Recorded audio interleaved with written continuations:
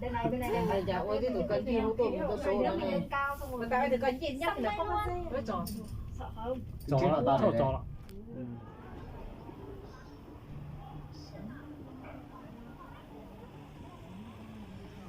Nha. Đó một con sao ạ? Sát chăng là được không? Nha. Xe đây này.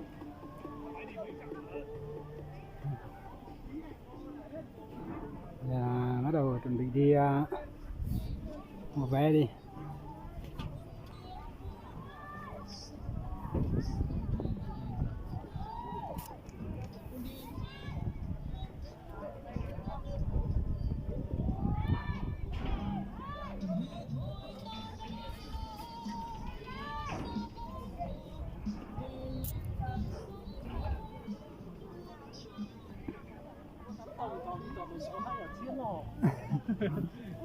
Tôi đã quyết định lấy cho bao này. Sao có to thì à? Nam mà.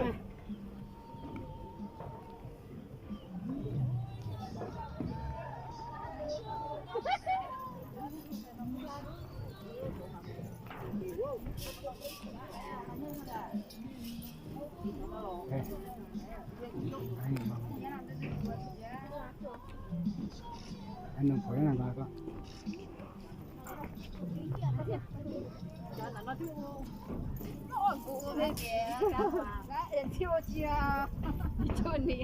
phê lại.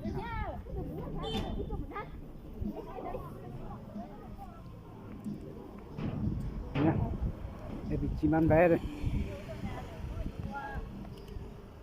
Đây.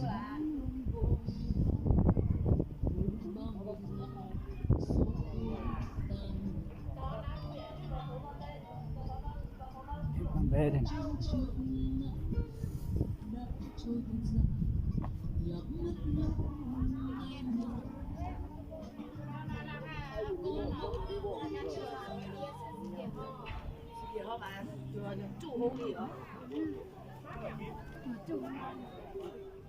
Vô.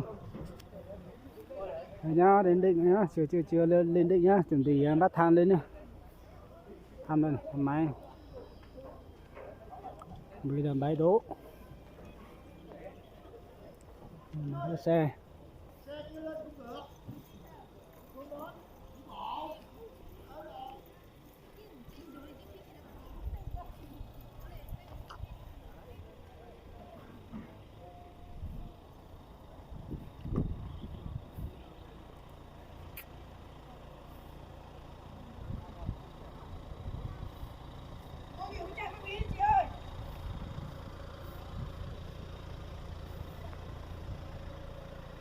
Cá giang hả?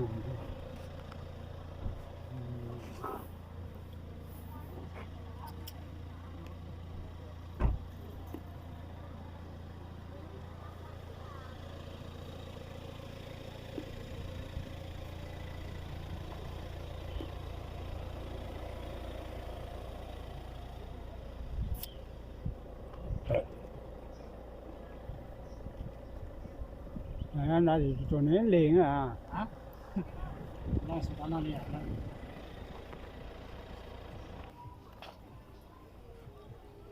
Hôm nay à một chế đi mua vé này mua có đi mua. Nhớ sổ là số xe. Hôm nay giờ này nhà tại nhà mua mày à? Nó là miễn phí này xe hả?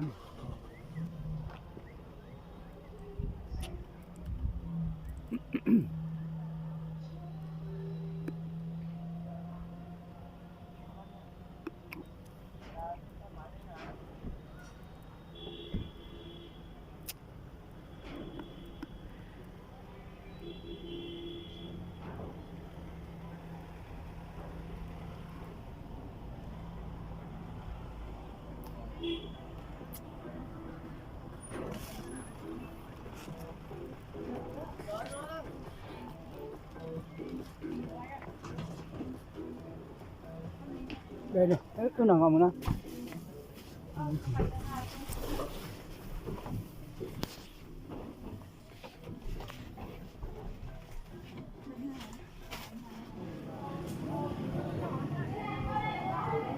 Đi bên này, đi bên này. Và đi vào. ok mà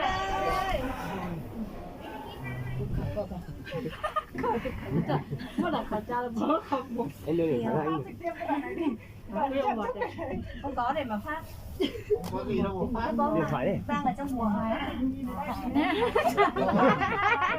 Nó được một ít đó. sao lớn Nó phải nổi lên trên mặt núi rồi mới nhìn thấy được. Nó phải qua cái lớp tuôn này đó. cao thế Đây là đang trong lòng cho là mà số đá mà số tên nó đi. Dùng máy bay. Số tên nó.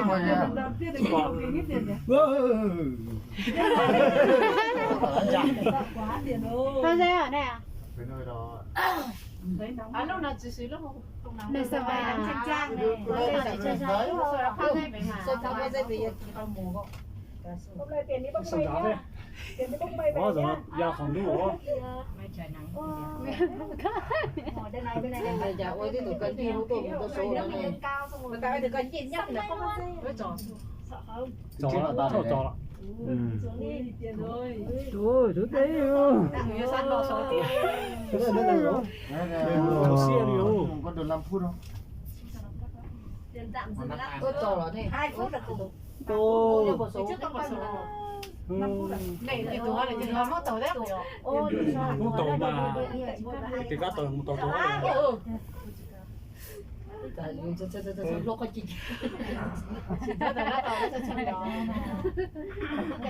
Tôi lúc có chị kia mà. Đó là kilo đây rồi.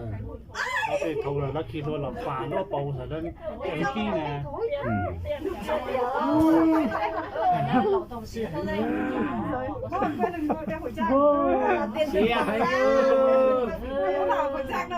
Đưa tôi phải khẩu trang đi rồi. ngửi thấy đầu tiên thì chắc là xong rồi này đến rồi nhá. Cho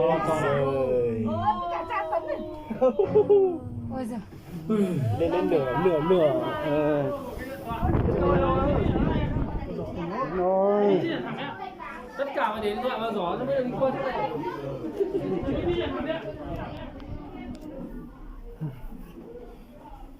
Đều nhá.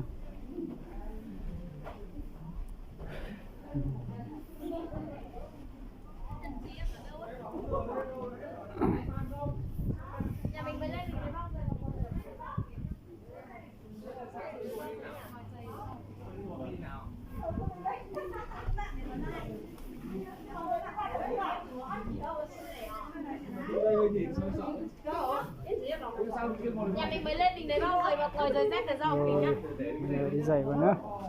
nhất cho khó gì cho cái nó khó nó chín ta cho cái nó một ít là chín ta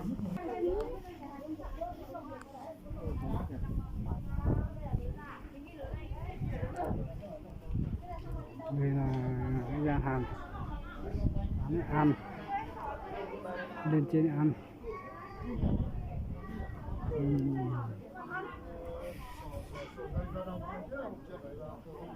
Trượt là một hai nó bực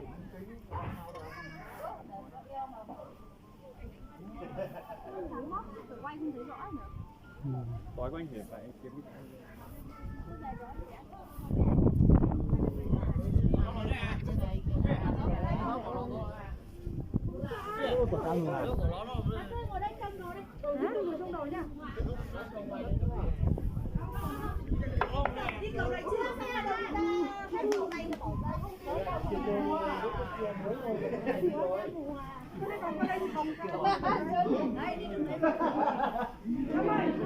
rồi là mình mới lên ạ trước khi ra thì mình thấy bao giày bằng người ra con chuối Xem nó đi không?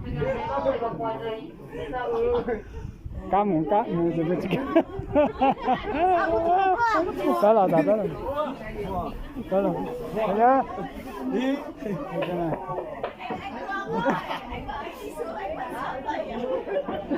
wow.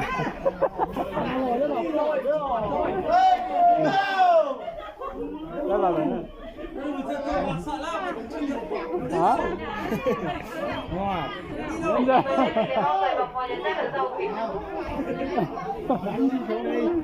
mọi người đều có thể trong tổ hoặc mọi người sẽ được đâu. Ôi đéo đi đâu sao đâu. Bác đi không? Ủi giời mạnh dạn lên. Trời yên. Ủa, mất tiền nhìn đi sao?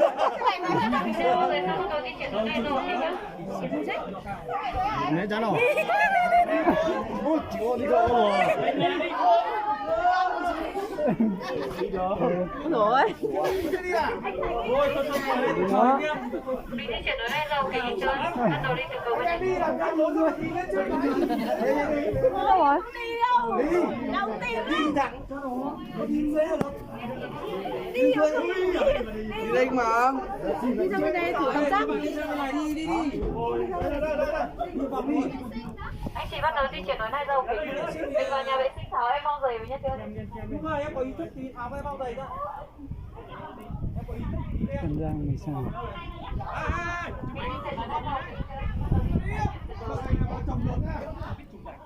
Ông trải nghiệm cầm cái này trước đi. Ôi, tôi sẵn rồi thì không bằng hộ buồn vui. Tôi đi mà con đường luôn. Ôi, người đến đây đi. Ôi, nó của mít sợ lắm. Rồi, sợ lắm.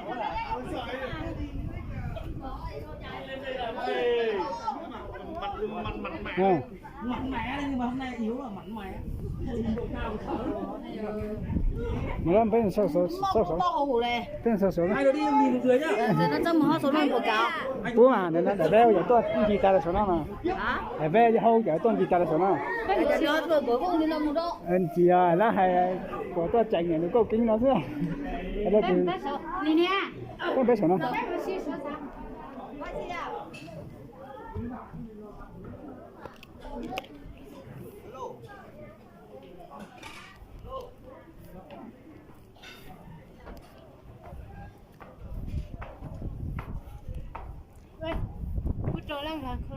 mười thôi em mà gõ có lớp của trong một em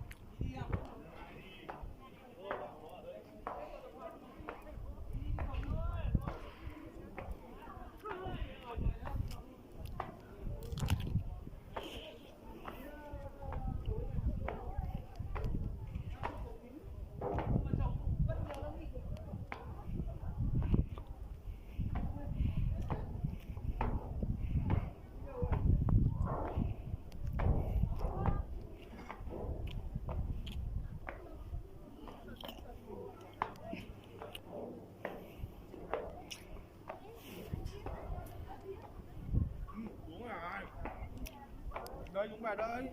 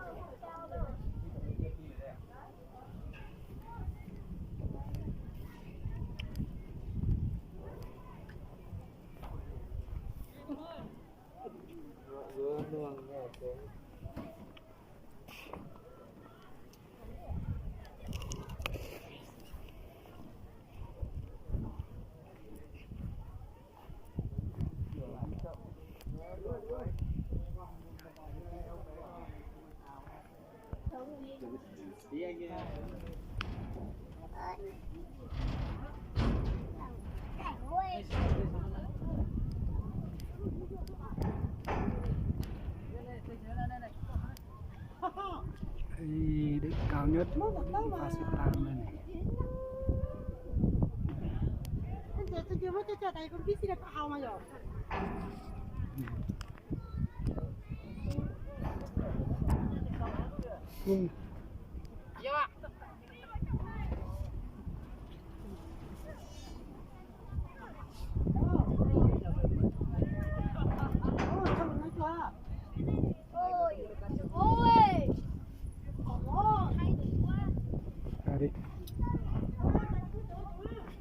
đi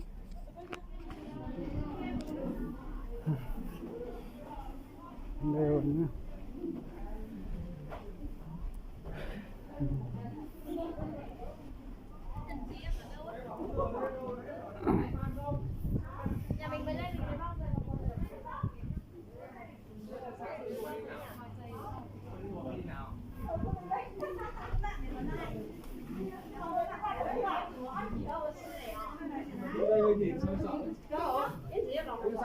Nhà mình mới lên mình đấy bao rồi và thời gian để rau kính nhá.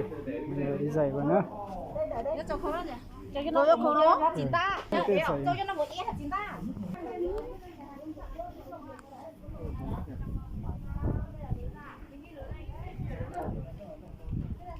Đây là gian hàng ăn lên trên ăn.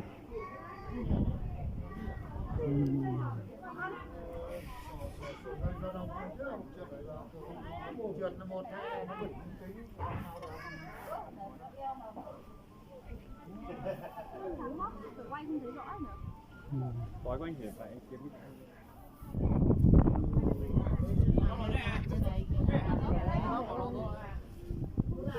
Của ăn là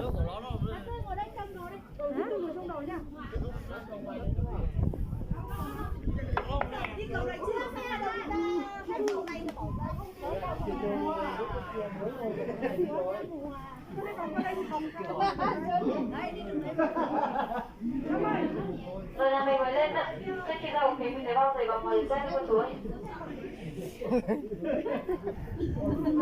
xem nó đi không? Bao giày còn mời giày.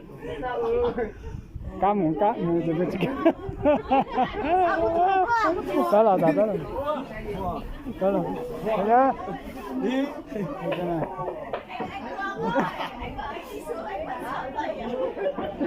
Wow.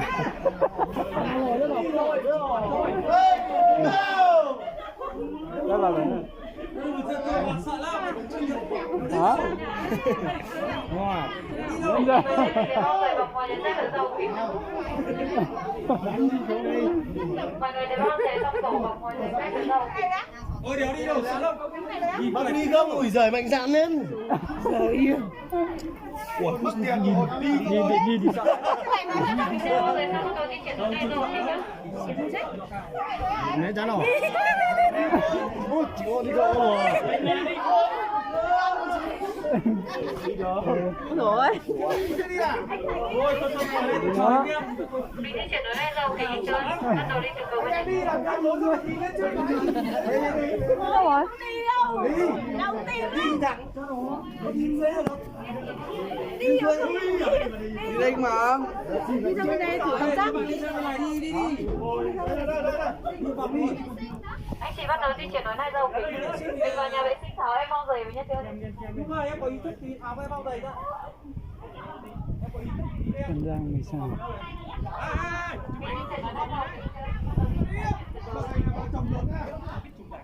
Không trải nghiệm cầm cái này trước đi. Ôi tôi sẵn rồi. Không bằng hộ buồn vô để tôi đi mà con rừng luôn. Ôi người đến đây đi. Ôi, ăn một mít đi có hết. Rồi sợ lắm.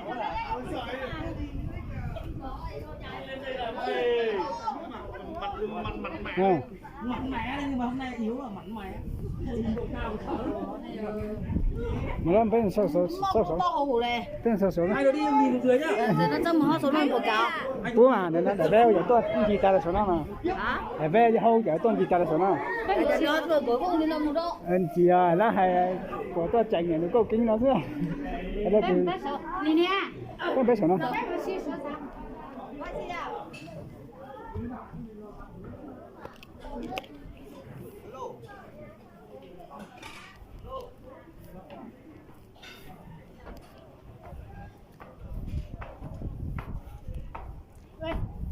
Trời lắm là không ăn thôi à? mười hơn Bây giờ em mà gõ cái lớp của trong một em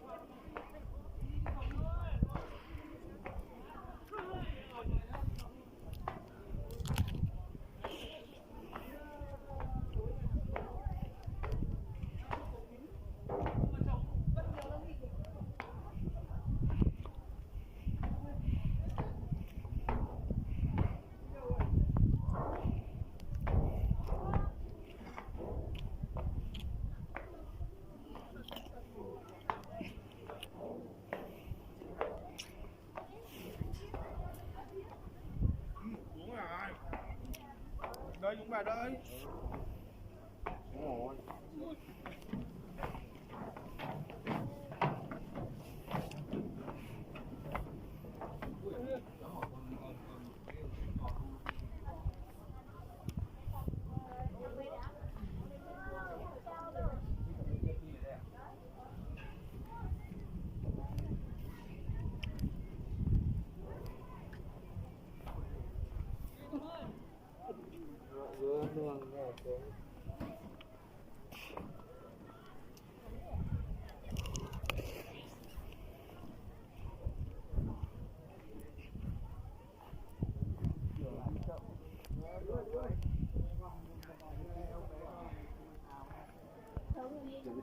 Đi anh xuống là quay.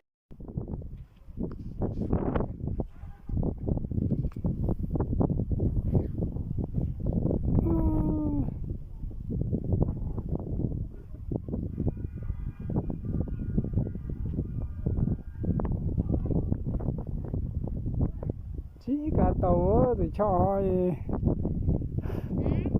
tôi chỉ cả tàu để bỏ món cái nào chỉ cả tàu